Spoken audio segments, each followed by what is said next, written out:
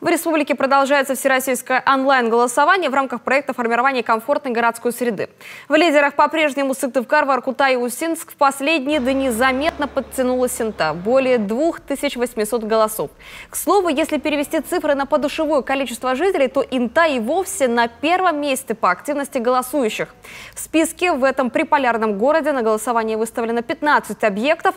Это самое большое количество из всех муниципалитетов.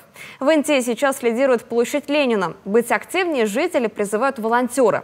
Они же напоминают, как можно сделать свой выбор. Через госуслуги на сайте администрации или официальном портале 11.городсреда.ру.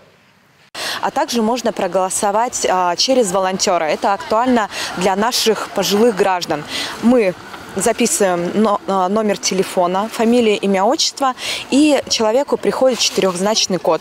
Он нам называет, мы вводим на планшете, и человек будет уже выбирать одну из 15 территорий.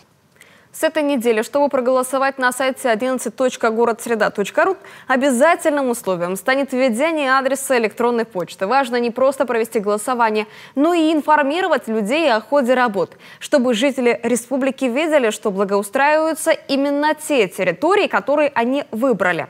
Необходима обратная связь, подчеркнули в правительстве региона. Напомним, проголосовать могут жители от 14 лет на сайте 11.городсреда.ру, либо на портале госуслуги.